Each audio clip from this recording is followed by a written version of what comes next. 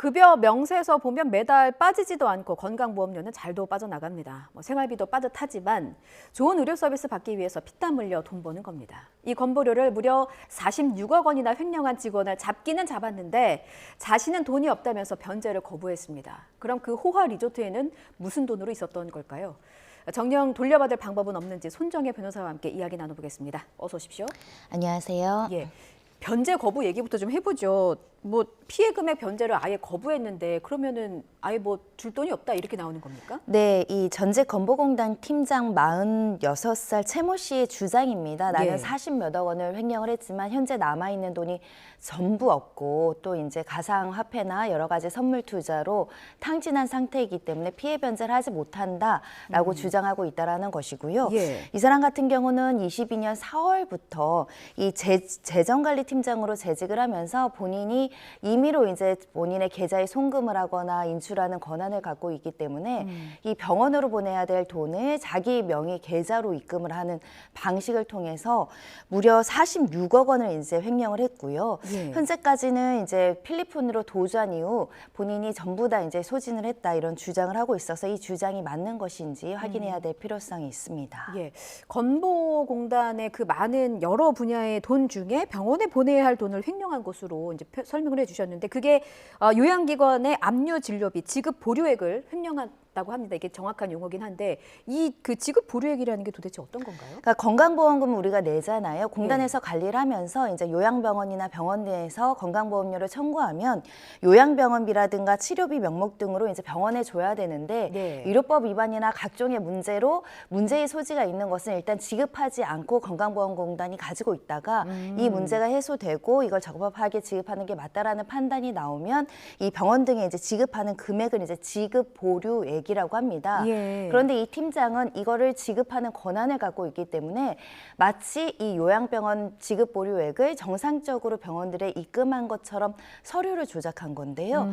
특히 이제 계좌 송금 계좌의 어떤 번호를 변경할 수 있는 권한이 있었고 임의대로 이제 그 계좌 번호를 수정할 수 있다 보니까 마치 병원에 지급한 것처럼 하지만 본인 계좌로 17개의 기간의 금액을 보낼 것을 7차례에 거쳐서 46억 2천만 원 상당을 본인 계좌로 수령한 이후에 예. 이 돈을 가지고 해외로 도주한 상태였습니다. 예, 해당 건과 관련해서 이제 감사가 진행이 됐고 진료비의 지급 업무 담당 부서가 이제 교차 점검을 하지 않거나 허술하게 했던 점을 발견해서 3명을 중징계 처분한 상태입니다.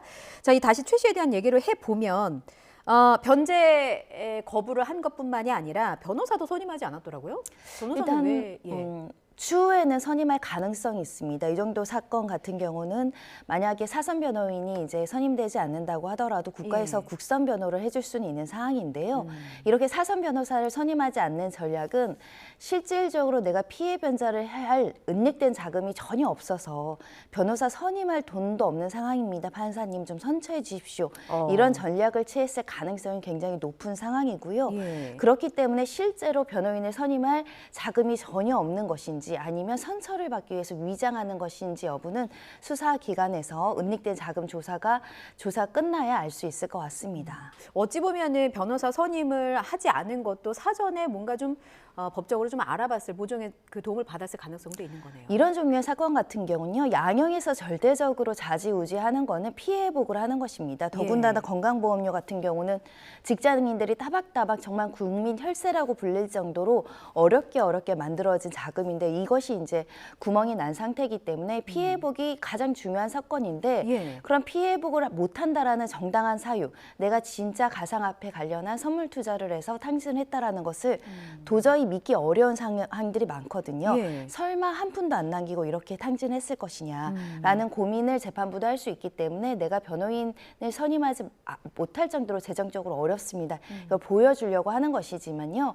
이 변명과 회피 전략일 수 있기 때문에 실제로 자산이 다른 데 은닉되어 있는 게 아닌가 또는 제3자가 가지고 있는 것이 아닌가를 꼼꼼하게 살펴보고 양형을 고려해야 될 것 같습니다. 예, 혹시나 은닉하고 있는 자산이 있다면 철저하게 회수를 해야 되겠고요. 이제 그거는 수사기관에 앞으로 수사를 통해서 밝혀져야 되고 회수될 부분이긴 합니다만 지금까지 그럼 돌려받은 돈이 한 푼도 없지는 않지 않습니까? 네, 일단 2022년 9월경에 이제 건보공단에서 경찰에 고발 조치를 하면서 민사적으로 회수 조치를 일부 했습니다. 예. 일단 계좌 압류 등이나 이런 추심을 통해서 한 7억 2천만 원 정도는 지금 피해 회복을 한 상태이고 나머지 한 39억 원을 지금 피해 회복을 해야 되는 상황인데 예. 보통은 이렇게 형사재판을 앞두고 수사를 앞두고 있으면 지금까지 남아있는 돈에 대해서 피해 변제를 하려는 노력을 하게 됩니다. 그래야 양형에서도 감형할 수 있고 또 여러 가지 이제 반성의 태도로 익힐 수 있기 때문인데요. 예. 문제는 이 피의자, 피고인 같은 경우는 지금 전혀 돈이 없기 때문에 나는 변제할 수 없다 이렇게 주장을 하고 있는 상황이어서 예. 사실은 건보공단 입장에서는 이게 전혀 회수되지 않으면 손실 처리해야 되는 문제가 있고 아까 직원 3명이 중징계 됐다고는 하지만 관리 부실이 드러나서 결국은 수십억 대의 피해를 떠안아야 되는 상황에 빠지게 되지 않겠습니까? 예. 공단 입장에서도 좀 난처한 상황이고 수사기관에서도 피해 변제를 위해서 주력할 계획이다. 그래서 지금 이 사람이 투자했다라는 가상화폐 거래소 바이낸스에 대한 거래 기록을 이제 요청한 상태라고 하고요. 일단은 거래 건수가 한 1만 건이라고 하는 걸로 봐서는 실제 투자했던 사실관계는 존재하는 것 같습니다. 예. 다만 누락된 자료도 있고 자료가 방대해서 실제로 투자해서 얼마를 잃었는지 또는 잔액이 있는지 또는 다른 곳으로 자금이 융통된 것은 아닌지 이제 수사기관에서 확인해야 될 것 같습니다. 만약에 파악하기가 어렵다면 이 돈을 다른 경로로라도 회수하기는 좀 어려운 건가요? 일단은 범죄 수익 같은 경우는 저희가 몰수하거나 추징을 하거든요. 근데 예. 몰수하거나 추징할 재산이 없는 경우에는 향후 이 사람에 대한 어떤 개인 재산이나 이런 것들을 추적해서 추징할 여지는 있지만 현재로서는 개인 명의 재산이 전혀 없다라고 한다면 예. 사실상 받아내기 굉장히 어려운 상황에 빠질 수 있고요. 특히 제3자가 가지고 있는 돈도 본인이 이게 범죄 수익을 알면서 취득했다는 정황까지 나아가야 이제 그 사람 재산도 몰수할 수 있는 겁니다. 예. 그래서 일단은 범죄 수익이 아직 남아 있는지 어떤 형태로 보관되어 있는지 또는 제3자를 통해서 가지고 있는지를 반드시 밝혀내야 되는 사안입니다. 범죄 수익이라고 말씀하셨는데 일단 최 씨가 받고 있는 그 혐의가 횡령 혐의잖아요. 다른 혐의를 적용할 수는 없습니까?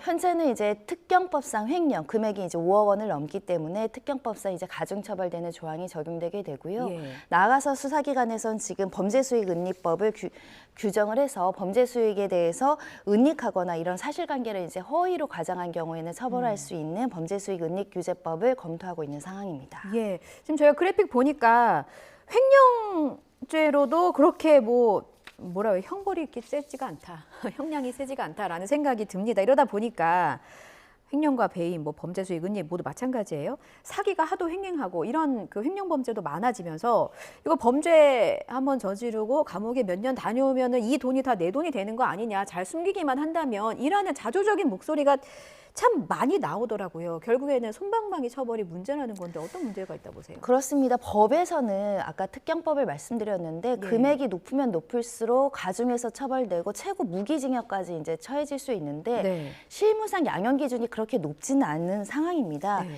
횡령 같은 경우도 이 사건 같은 경우는 50억, 그러니까 5억 이상 50억 미만이기 때문에 3년에서 한 6년 정도의 어떤 양형 기준으로 이제 이 사람이 처벌될 것으로 예상이 되는데요.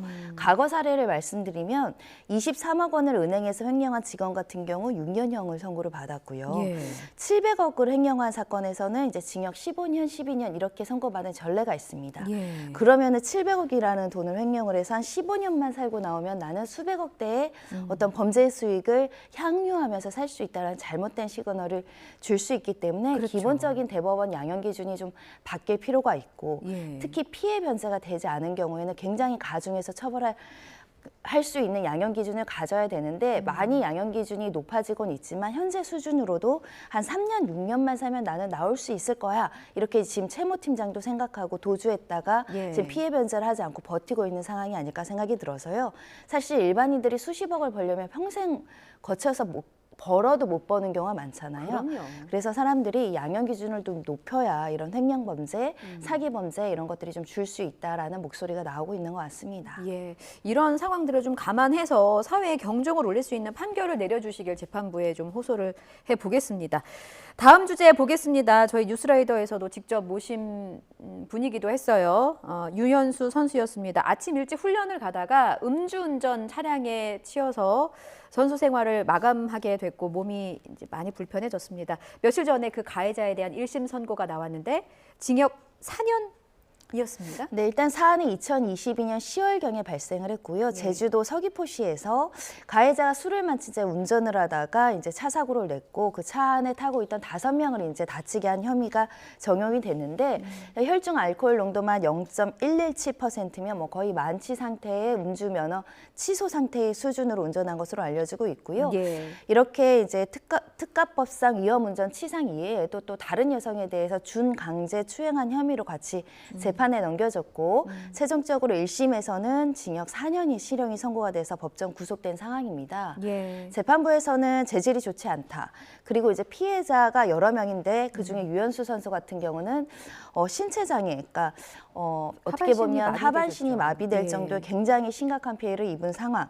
그리고 그 때문에 선수 생활을 은퇴했고 용서도 받지 못한 상황. 그리고 합의가 이루어지지 않은 상황. 심지어 과거에 음주 전력이 있는 상황 등을 모두 종합적으로 고려해서 징역 4년을 선고했다 이렇게 밝혔습니다.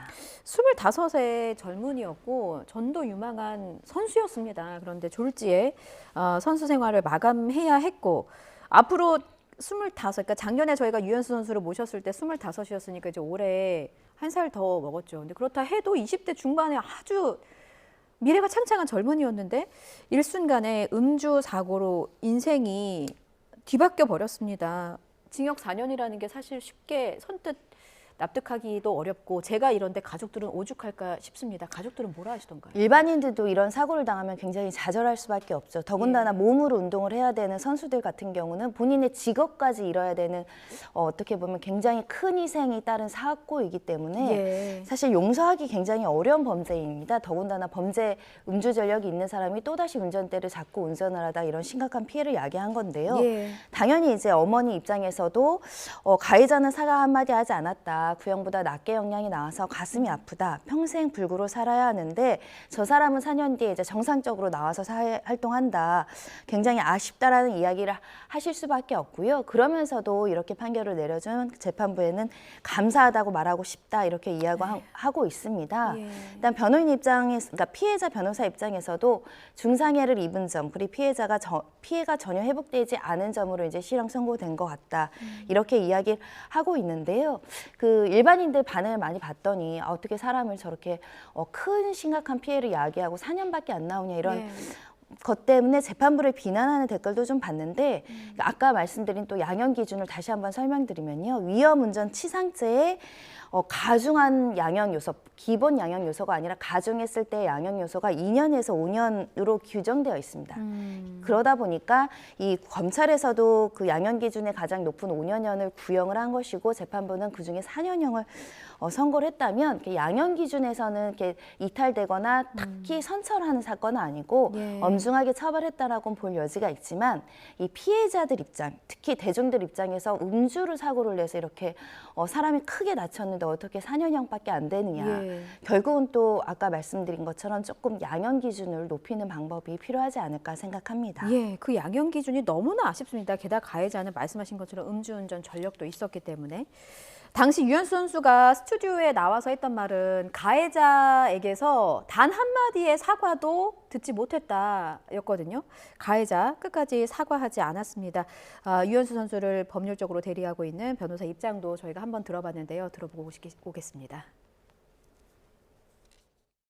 대중들의 그 눈높이와 현실적인 그 양형 정도의 그 괴리가 또 특히나 이제 또 음주 사건에 대한 강한 처벌의 필요성에 대한 거는 좀 일반 대중들이 더 크게 느끼고 있지 않나라는 생각이 들고 이제 형식적으로 선고 직전에 이제 진정한 어떤 사과의 의미나 이런 게 아니라 어떤 좀 선처를 받기 위한 형식적인 공탁을 했는데 이제 재판부에서는 긍정적인 양형 요소로 판단하지 않았다라고 한 점은 저희는 좀 다행이라고 생각이 들고요.